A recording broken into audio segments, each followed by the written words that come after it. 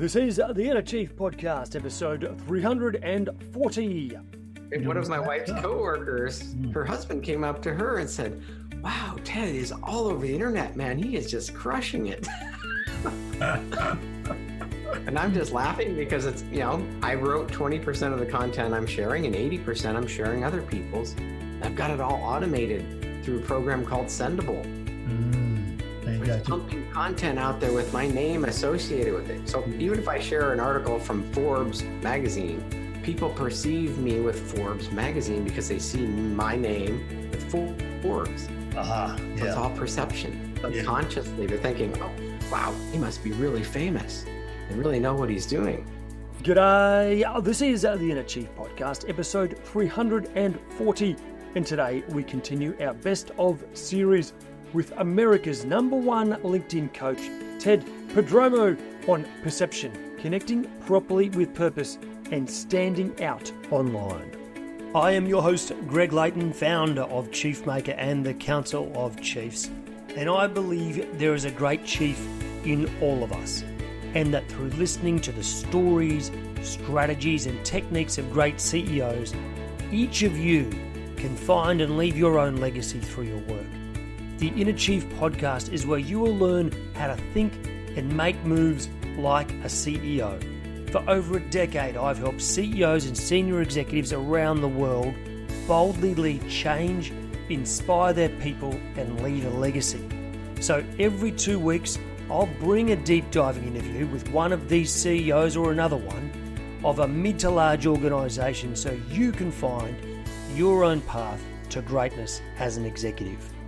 In this episode, I replay a chat I had with Ted Prodromou in 2019.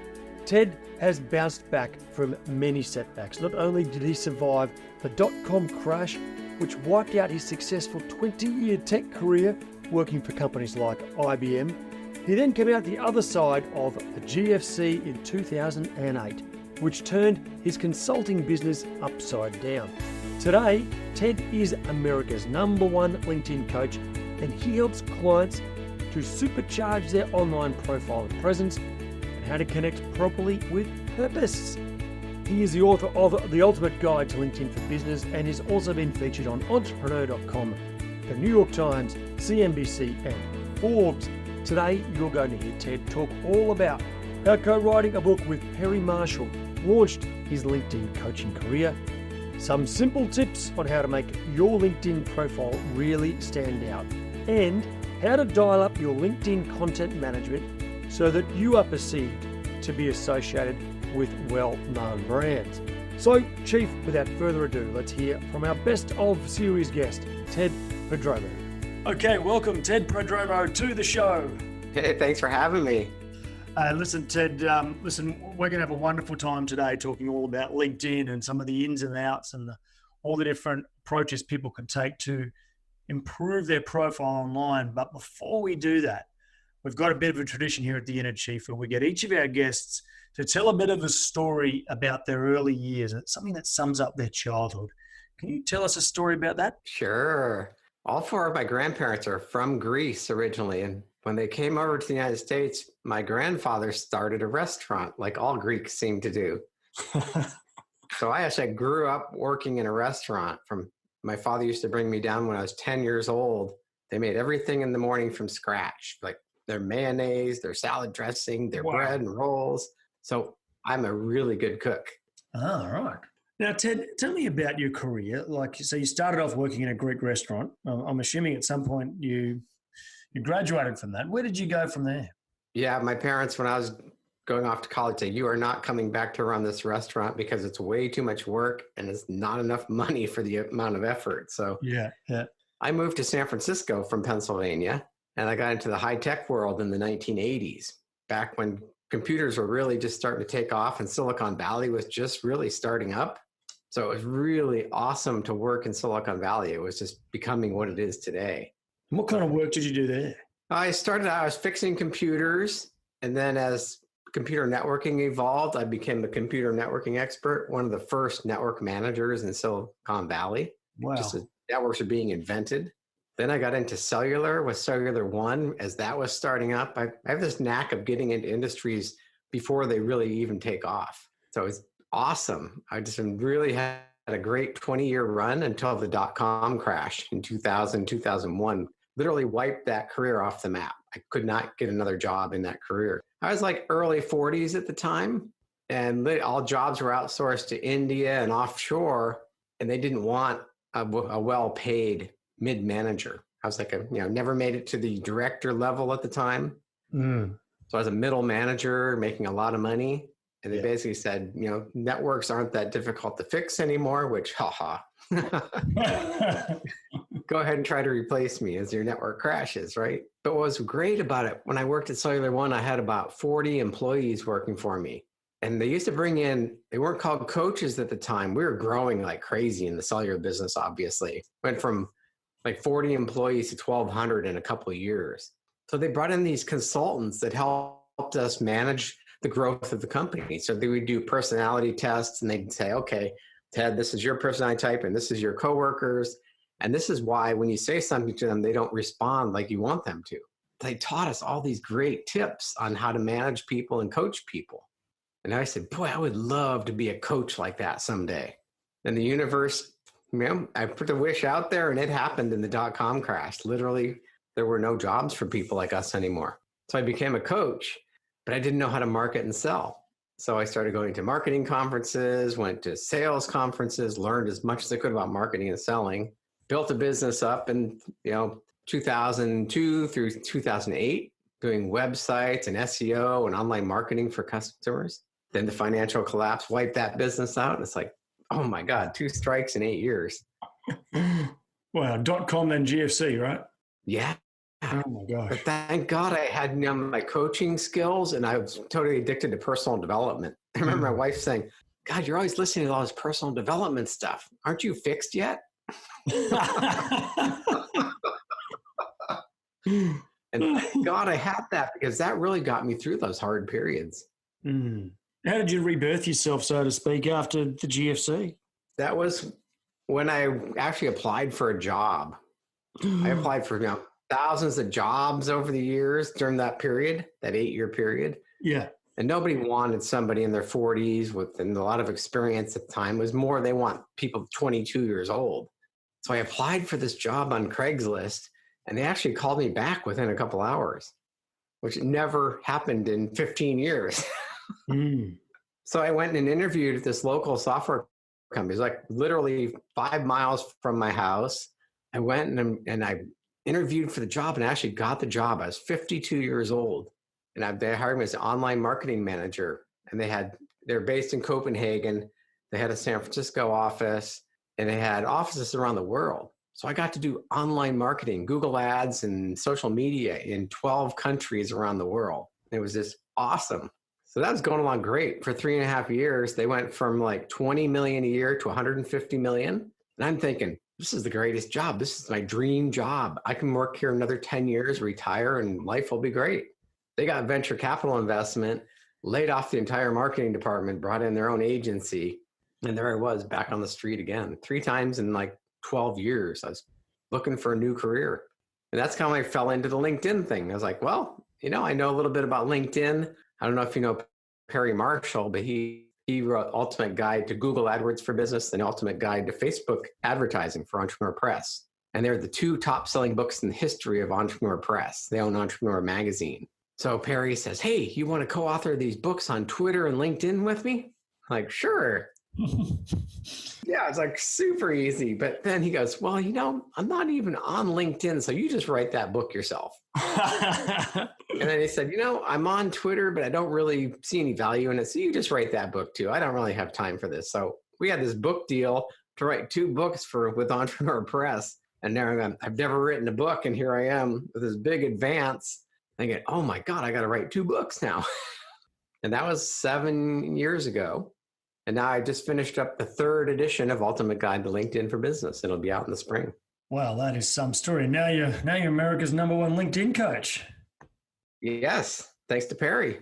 I think a lot of work on your own there, my friend. Yep. Now, listen, let's talk a bit about LinkedIn, because it's an interesting platform. What I'd like to get understanding of is how should people in their head separate the different platforms? Because one of the things that I see happen a lot is people put things on LinkedIn that should be perhaps on Twitter or on Facebook or on Instagram. Is there a good way to think about the different platforms that makes it nice and easy? Well, Alex Mondosian is a good friend of mine. No, Alex, he told me a couple of years ago, I was teaching LinkedIn to him. And he goes, LinkedIn is kind of like a library. Everybody's really polite and quiet. But those same people go over to Facebook and they let their hair down. And it's like a wild party at the playground. So you kind of think of the mindset, things you'd put on there, like something would it offend your boss or your company reputation? Because Facebook, it's you.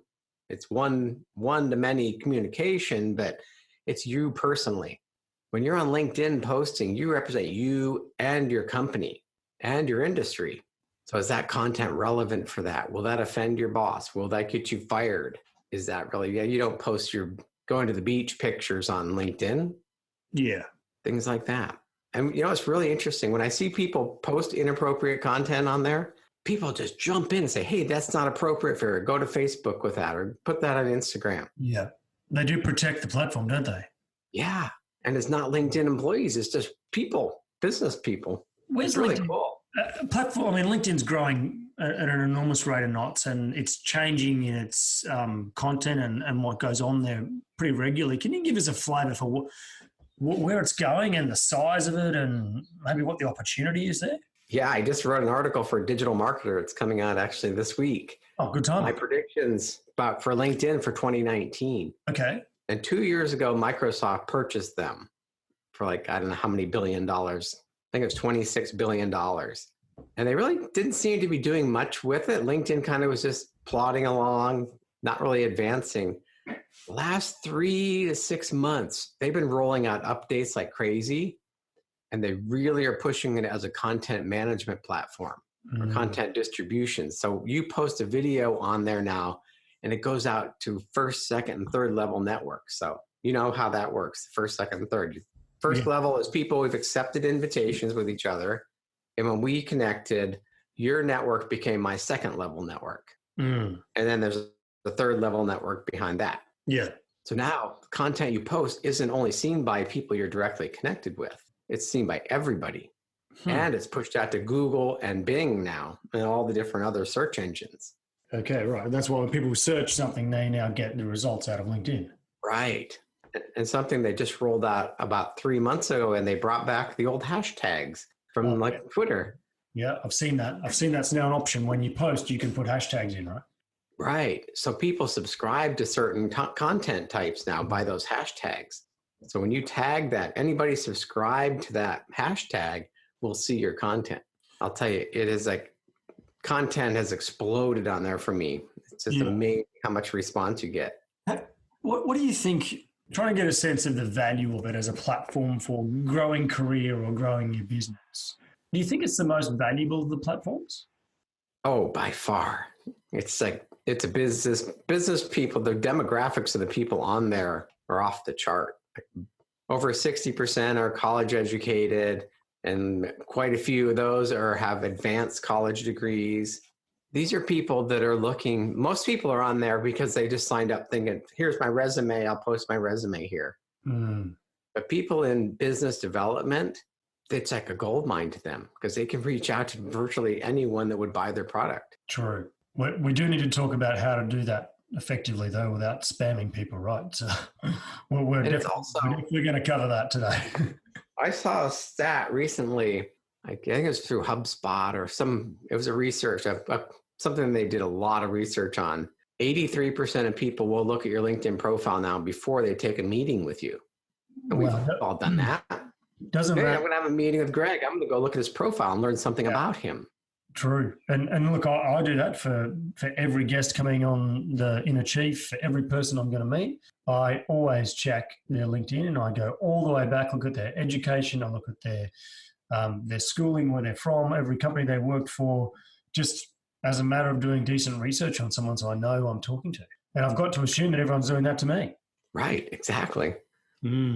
Yeah, so I'm always harping on telling people you need to complete your profile to make a great first impression. Yeah, think about if you build a website, and remember a long time ago, they first came out, they'd have the little under construction sign. The little guy digging like with Right, a hard hat. exactly. Yeah. Yeah, what impression does that make of your company if somebody comes to your website and it's like horrible looking, or like a third grader put it together or something like that? Same with your LinkedIn profile. Now, Chief, do you find yourself at work in one of those incredibly stressful moments where you've got someone on your team that either isn't performing or is behaving poorly, and you know deep down that it needs a difficult conversation? One of those ones that can keep you up at night. You know, if you get wrong, there's going to be HR issues, but you know, if you get right, it could actually be a little bit career defining, and it will make life so much better for so many people, but you just keep putting it off and off and off. Well, Chief, we've created the ultimate resource for you. It is called Difficult Conversations. Download, it's not hard, but what's in it is what's most powerful. The mindsets, the frameworks, and even some of the scripts, the words to use to make those conversations much more easy. Just go to chiefmakeup.com/difficult and you could download the full resource right there. What do people get wrong with their profiles, Ted? One of the biggest things, they've improved this a little because they've made the images fit better, but your picture, your personal profile, just have somebody take a picture. With your cameras today, you can take a great picture. Stand in front of a blank wall and have somebody take your picture. Don't crop out a photo of you at a wedding or something, or, you know, with a busy background. Yeah. This is your professional image. People are out there looking at you. Mm-hmm. And if you need a couple of tips on how to take a portrait, just Google it. Right. The cameras are just so amazing in phones these days. Or go spend $100 and get a professional picture taken. A lot of places will do it for that cheap now. Yeah. There's actually a new online photography platform where you can just hire a photographer for just by the hour to come and take a couple of shots of you and anyone else in your business if you want other people to have photos as well. And I think it's called Snapper, SNAPPR, but I'll double check what that is and put it in the show notes for people. But I've used that service before, and it's fine for a simple, just a one-off basic portrait. If you want something really high-end, that's probably not the platform, but it is pretty valuable. Yeah, So, just don't crop out an old picture that's blurry or... you know, people say, don't judge a book by its cover, but I'm sorry. Well, when it comes to LinkedIn, that's all you've got is Right. the cover, right? Like there's a little bit on the inside, but they don't get to meet you and know your essence. So people will draw conclusions and they'll bring that prejudice to the meeting. And, you know, whether or not you think that's the right thing or not, that's the truth of the matter. Yeah, so say you're going into a meeting, you're trying to sell a $20,000 coaching package to a client, and they just looked at your profile and it's you kind of half drunk in a wedding somewhere, and you got somebody cropped out and it's all blurry. And then you come in and say, oh, my charge is $20,000. And they're going to think, who is this guy? Yeah, no chance, right? So what else do people get wrong with their profiles? One of the things, the professional headline they call it's right under your name. Mm. And by default, LinkedIn takes your current job title and sticks it in there. Yes. But you can change that. You can edit it to make it, you stand out. If you search for a executive coach on LinkedIn, there's like literally millions of people with executive coach in their title. Mm. And almost all of them will have their job title, like executive coach at XYZ company. Yes. Like that doesn't make you stand out. And Yeah. people are scrolling on their phones now most of the time. So they have like 1 second to get your attention. So I always do the USP, unique selling proposition, or what problem do you solve and who do you solve it for? Yeah, sure. Get that into your headline and they'll click on it and learn more about you. I've just realized that my headline is wrong. Busted. So there's lots of ways to do it. The way I'm using it right now, I have the keyword phrases in there. Yep. The LinkedIn marketing expert, Yep. best-selling author of Ultimate Guide to LinkedIn for Business. Or you can do like I help financial advisors get high-end clients or high-value clients, something like that. Yep. One of them was a financial advisor. I helped her create it. It said, would you like to retire with the same standard of living you have now or better? It's like, that just got people's attention. Right. So we've got the profile picture, the headline, just one or two other things that people get wrong that you could fix up. in their So profile. I kind of treat it kind of like a sales letter or an article. The headline of the article or a book, what's going to make you pick up a book at the library and read it? The title. So your headline's the title. You're going to get their attention. Then what do? You open up the book, and on the inside jacket, it has a summary of what's in the book. So treat your summary of LinkedIn profile like that inside jacket. Yeah. It's going to continue what you got their attention with in the headline. So if you say, I help executives manage their employees better or whatever. Yeah. Yeah. In the summary, you're going to say, you tell about the problem. Okay, your employees aren't listening to you. Would you like to be able to communicate with them so they will listen to you? And then you talk about your struggle. Why are you so good at this? Yeah. I mean, you're a great coach. So how did you become a great coach? You probably went through some struggle, like the hero's journey. And what this does is, I suppose, it lets people know that you're human and that there's a reason you've come to where you are. Now, I think the transition here is if you're in a corporate role and you're just a general manager of operations, or you're a manager of a contact center, or you're in the finance team or the technology team, what do you put in your profile then? If this is about, you're not selling a coaching course, you're selling your own services on a full-time basis. And one of the things that I like to say is that your professional services firm of one, you still have a value proposition in the market. That's the thing to get in there, right? Right. We're all in sales, whether we're working for a company or not. To get the job, you got to go in and sell yourself. That's right. In that summary, what I try to tell is tell your story. Don't put it in third person. CEOs, maybe very high level people, a third person may be appropriate. That people talking about what you've accomplished and why you're the CEO of this company. Yeah, sure. I like to tell the story though. It's more conversational, and people really get to know you and like you faster. Third person's pretty stuffy. Yeah. Another mistake I see a lot of, I don't know if you've seen this, is a lot of classic corporate, what I call corporate guff or corporate talk, helping companies integrate professional unleashed potential to synergize their business. And this kind of talk that is just so esoteric, and you can't put a finger on if you make something really conversational and to the point about the value you add, and even maybe mention some of your track record. If you've got a really good track record about a business you've turned around or a transformation you've been a part of, that's something that should go up the front, right? Right. Yeah, those like self-motivated, blah, blah, blah. Just do a Google search of words never to use on your resume.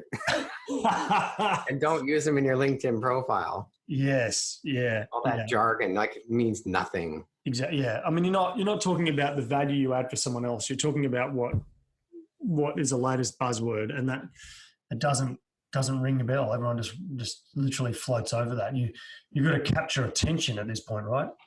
Right. Exactly. Like if you say you were the top sales producer for 10 straight years, won some more, I'd say, that's how I did it. Yeah, that's right. Yeah, that's how you got it, how you turned it around, right? Mention some of the big companies or clients you've worked with, because that has an impact on brand as well, right? Oh, yeah. Even if you're a huge corporation, if you can get people to have a little bit about your company in there, actually that's part of the company pages now. You can they have interviews with employees. They say, this is what it's like to work at Adobe. And they have people saying, I love working at Adobe because blah, blah, blah. Hey, that's cool. Yeah, that's a great idea, isn't it? I mean, this is the other thing, is that a big company starting to see it as a really good opportunity to grow their business as well. Oh, yeah. They revamped the company pages recently. They've been kind of evolving over years as templated websites. Yep. But now they have places you can post your products and get product support. Really? I didn't know that was in there. Yeah. They're called showcase pages. So a company like Adobe that has lots of different product lines, you create a showcase page for each major product line, and then people can go there and have conversations about what's going on with that product, like Photoshop. Oh, wow. That's cool. Yeah, right. Or they call it the creative suite now. So that's a whole product line. Yes. The Adobe Creative Suite. Yeah. That doesn't do us very much good because we don't have, multiple product lines, but the company pages show up in Google search results. So it's a good way to get your name out there. Okay. Right. Okay. So let's talk about and if this is becoming more and more a content marketing platform, can you explain to us what that actually means? And when people are posting content, what are some of the rules so it has a really positive impact on their career and what they're doing? What are some of the rules they should follow? So my strategy is, I've learned this over the years, I post a lot of other people's content. A lot of people, I'll post other LinkedIn experts' content from their blogs, and I'll share that. And people go, why are you sharing your competitors' information? Like, because I thought it was a good article, a great tip. And I learned this from Dan Kennedy years and years. When I was learning marketing, when I was failing as a coach, he always said, the pie is big enough for all of us. You don't need to go after your competitors and destroy them. So true. So true. Think about, there's just unlimited opportunities for everybody, because certain people will gravitate towards me. You have certain people that gravitate towards you, and other people want to go with other people that are our competitors, which is fine. Yeah, exactly.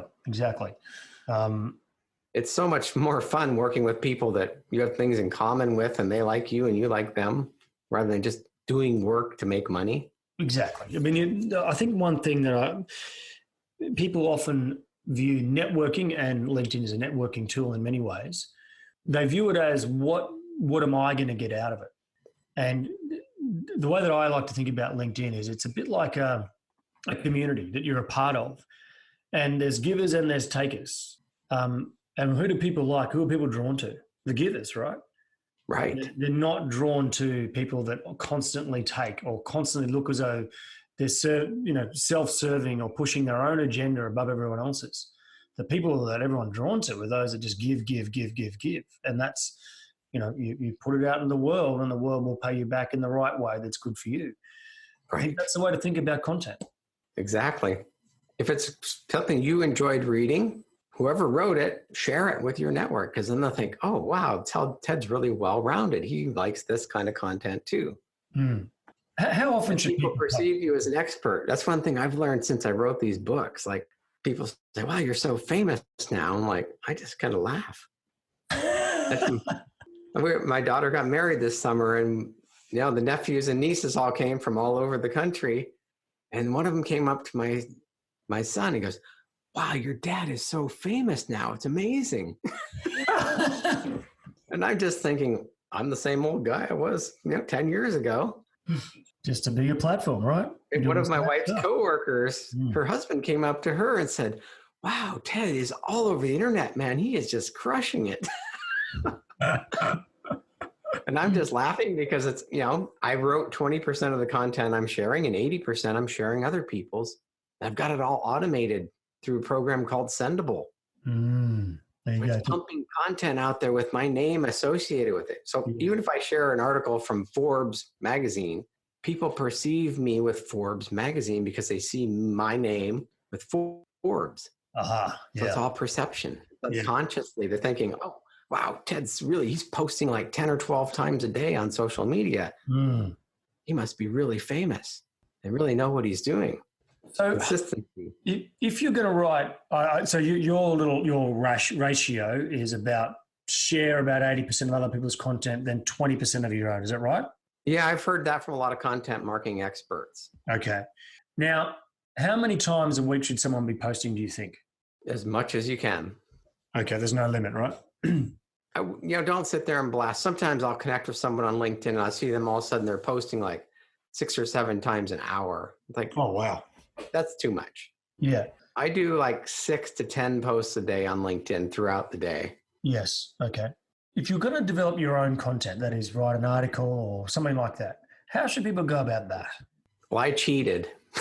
I wrote 4 books now, so I hired someone to go through the manuscripts. Yep. And they created social media posts from excerpts from the books. And then I have those in these queues in Sendable, so they're just always going and recycling. Yeah. So each post comes back about every 3 or 4 months because I've got so many posts queued up now. Yeah, sure. But otherwise, I actually blocked out time to start writing 1 article a week because I haven't been as good as I should be as writing a new article about new content. So that's my goal, is to write one new article on LinkedIn a week. So when you don't see it from me, I want you to call me up and yell at me. I'm on to you, Ted. Now, how do you write that article though? Because I think a lot of our listeners and would like to know, how do you even start to write an article? How do you write something that is of value that's gonna be to get some engagement? How would people go about that? One really good trick, there's a site called Quora.com, Quora.com, and people are asking questions about everything there. And I have a friend, Teddy Burris. He gets all of his LinkedIn consulting from answering questions on Quora and speaking engagements. Isn't that amazing? So the most relevant, the current, like somebody's asking this in the last 24 hours. Yeah. You'll see, all these people keep asking these questions over and over. So write an article about it. And the articles only need to be about 500 words anymore. They don't need to go into pages and pages because people are reading them on their phones usually when they're commuting or on the train or. Yeah, exactly. So it's questions about what it is that you do or the service you provide or the industry that you're in. What are the questions people are asking? What's the future? Like, I love your article that's going on to digitalmarketing.com. What's coming in 2019 for LinkedIn? So there's a predictor of the future. There's lessons from the past. There's an announcement type article about something you've done recently and what you learned from that.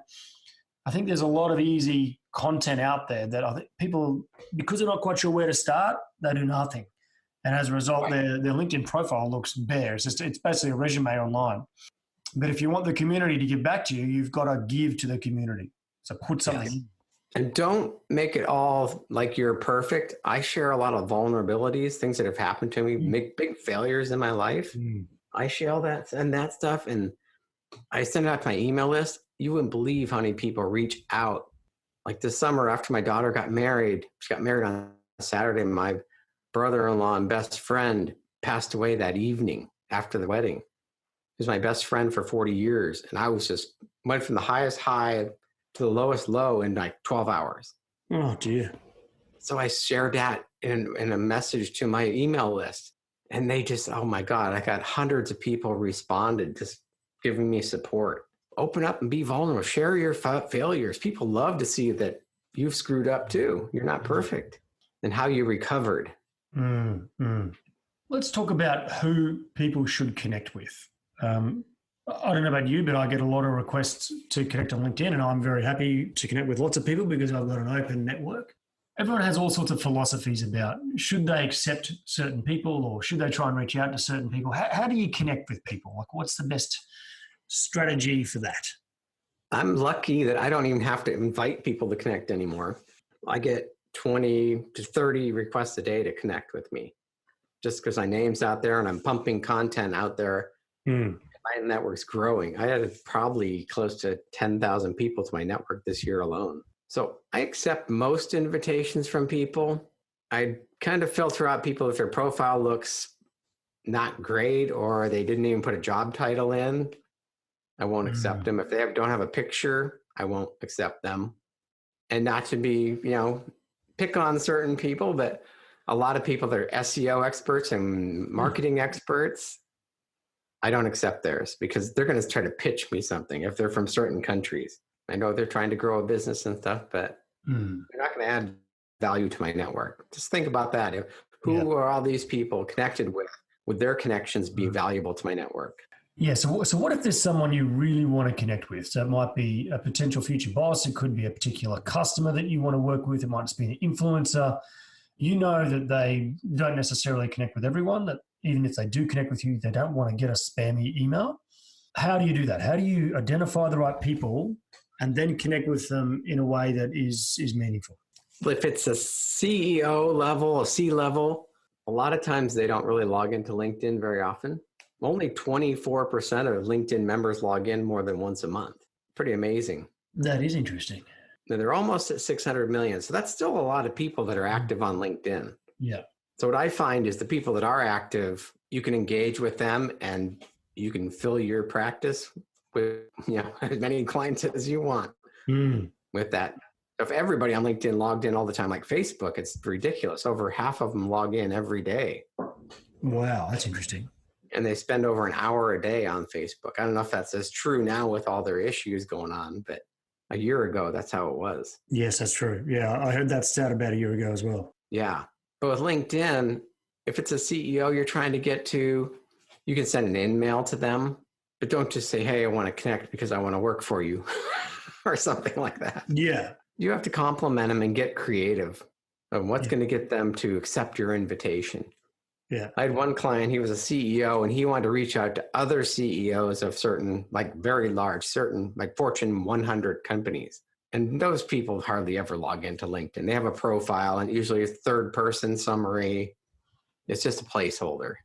So we did some research. We were trying to reach out to this guy through LinkedIn. He wasn't responding. So we noticed that he just joined Twitter and he started tweeting. It was like his first or second week on Twitter. And he was tweeting about golf events. And my client was a golfer. I said, you're a golfer too. Send him some tweets and talk about the golf tournament he's talking about on Twitter. So he engaged with him on Twitter and he got an appointment with him. And now they're doing business together. So you have to be creative, open, with other social networks or other people he was trying to reach out to. He had all these white papers he'd written over the years. So I said, hey, why don't we, send these off to Amazon? We'll create some hardcover books and we'll FedEx them to these people with a handwritten note. So he sent out about 50 books. There were all these great white papers and he got some business that way. They had to be really creative, but he found all their contact information on LinkedIn. Yeah. So one of the things that you've done there is you've identified the way these people are using social media. What's their preferred method? And so you've gone in and looked at, like, are they posting anything? You've seen on LinkedIn that they're not. But over on Twitter, they are active. So you've just shifted platforms and gone, well, how are they interacting? Well, they're interacting through golf. Well, I can speak to them on those terms. And so you connected with them through golf. But if you're back in LinkedIn and you look at a target connection and they're posting certain types of articles, you can engage them through their current posting. Make some comment. It's good content. Connect and just create some initial connection rather than going straight for gold. Just create like these moments of touch points, because there's this thing called the 12 steps of intimacy that you and I both know about, and the very first step is really just saying hi. You're just meeting each other's eyes. That's it. You just want people to be aware that you're in the room. Then you can build through the different stages of intimacy and connecting at a more deeper level. Yeah, we've been through sales 101 classes. The first thing they teach you when you're learning how to sell, meet them where they are and speak their language and build a relationship. And that's what I do on LinkedIn. I'm conversing with probably 50 people at a time through LinkedIn messages. Yeah. Little short back and forths, but some go further, some kind of just die out. But I just spend a few minutes a day just keep in touch with people and answering questions. Yeah. It's much easier to get someone to become your client when they reach out to you and ask you questions and you start helping them and they trust you then. Yes, exactly. Yeah. So I'm seeing a new trend on LinkedIn. I don't know if you're getting this too. We all have that experience where you connect with people and they say, hey, thanks for connecting. And then they try to sell you something with a long sales pitch. Yeah. No. Now they're starting to do that in the invitation to connect. Yeah. Like they're not even waiting to connect. They're already trying to sell me before I say, sure, I'll be your friend. Yeah, that's right. Yeah, I know. I mean, like you, because I'm a small business owner, we get SEO and all sorts of consultants every single day spamming us like crazy through LinkedIn and other just through email as well. And they're straight to the pitch. And I regret having connected with them. I can't tell you how many times people, at least 3 times a week, people send me a message. Hey, do you need help with your LinkedIn? We are a LinkedIn lead generation firm. I'll reply and say, did you read my profile? And they'll say, yeah, I read my profile. I'll say, what do I do for a living? Yeah. Oh my gosh. Wow. I could write a whole book on that.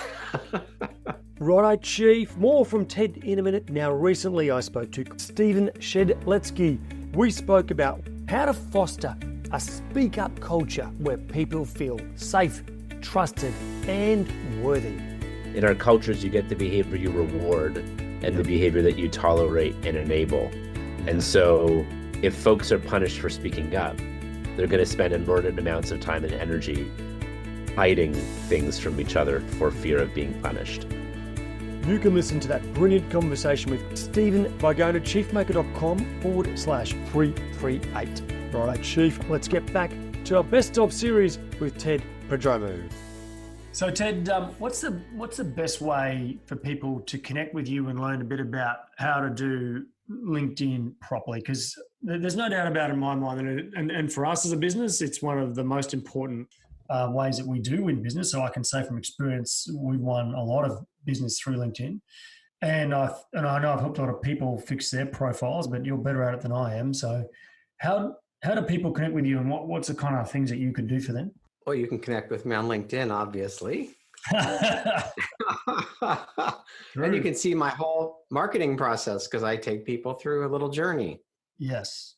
Very slow. I don't try to sell. I'm just really kind of building relationships. And I have some clients I've been connected with for 7 or 8 years on my email list. And I'm finally becoming a client. Yeah. They can come to my website. I have lots of free videos and information there. It's yourlinkedincoach.com, or just search Google for me. I'm all over it. Yeah, you are. You're famous, apparently. Yeah, that's what I hear. Oh, sensational. Ted, is there anything else you want to share with us about LinkedIn I've got a few final questions that everybody is subjected to and you have to answer. Before we do that, anything else you want to share about LinkedIn and what's going on? Yeah, I tell people, for some reason, when we're connected electronically, like we're halfway around the world from each other right now, and we're treating each other like friends and humans. For some reason, when people are between us, like on Facebook or LinkedIn, they think I'm not a person, and they can just spam messages at me until I buy. Treat people like we're having our conversation right now. We're sitting down having a cup of coffee, talking about the weather, talking about business, talking about our families. Treat people like that and help them out, and you're going to have more business than you could ever handle. Very, very true. Okay, Ted, a few final questions. Other than your own books, what do you think is a book that anyone should read about for more purpose in their career, greater impact, or just a general book that you found really helpful? I've got a book recommendation. One of my favorite all-time classics was How to Win Friends and Influence People. It's one of the first personal development books I've ever read. And Dale Carnegie, right? Yeah, it's like, what? One of the classics. 60, 70 years old. I don't know how old it is, but it's like so relevant today still. Almost more relevant, right? Yeah. What is the next thing in life you're most excited about? Boy, that's a good one, because we're at the stage where our kids are grown. They're off on their own. My wife and I are like, we've been together 37 years. Congratulations. That's and awesome. It's like, you go through the raising children and the financial stress sometimes, and we like see the finish line in sight. And we're like, we're in love again more than we've ever been. We're traveling the world. Like we couldn't have a better life right now, knock on wood. What's next? It's like, I see all these things like set your goals for your retirement and future. Like, I don't ever want to retire. I want to keep helping people and writing and enjoying life as long as I can. Yeah. And if people follow you on Instagram, which I recommend, you post videos of you jumping off cliffs at Square Valley, hitting your skis and landing it, totally nailing it. Yep, that's me. Okay, can you nominate another CEO or guru that you hold with great respect you think should be on the Inner Chief? How about my first internet marketing mentor, Perry Marshall? Oh yeah. Yeah, okay. Let's see if we can contact Perry Marshall and get him on the line. He's known as the Google AdWords guy, but he is more of a business mentor than he's just taken his business and just turned it into this amazing business. Okay, 2 final questions. If you could be CEO and lead any company in the world other than your own, what company would it be? That's tough these days. It's like everything's changing so fast. I would have said Apple, but they're kind of seem to be struggling right now. So maybe they need me. I resisted Apple products forever because I was always a PC guy. Yeah. And once the iPhone came out, I switched over. Then all of a sudden I have an iPad and now a laptop, and I've got the desktop, and my wife, same thing. So I would think Apple. Okay, what is a final message of wisdom and hope you think is vital for the next generation of executives? Treat people with respect and treat everyone like you're their friend. Just help people as much as you can, and don't focus on selling and making money. Focus on making a difference in the world. Ted, Boy, we need it right now. It's tough out there. Ted, that's a magic way to finish. Thank you so much for your time and for coming on the Inner Chief. Thanks for having me. It's been fun. Righto, Chief, that sums it up for this week. A wonderful chat with the remarkable Ted. He is an absolute legend. I've spent quite a bit of time with him in the States, and he is just a real, authentic, generous, awesome human being, and I know you'll get valuable from his resources. All the links and everything can be found in the show notes. Just go to chiefmaker.com/340. And if you'd like to stay in touch with Chiefmaker, just go to chiefmaker.com/subscribe. If you would like to nominate a CEO as guest of this show, drop us a line with your nominated guest on info@chiefmaker.com.au, and we'll check out and see if they are the kind of chief we want to have on our show. Now, Chief, if you're yet to rate the episode and subscribe, I hope you'll do so soon. It helps others see the magnificent value that the chiefs and gurus on the show bring to their life and career. So make sure you hit subscribe on your podcast app now, give it a 5-star rating if you think it's worthy, and leave a short review about your favourite episode.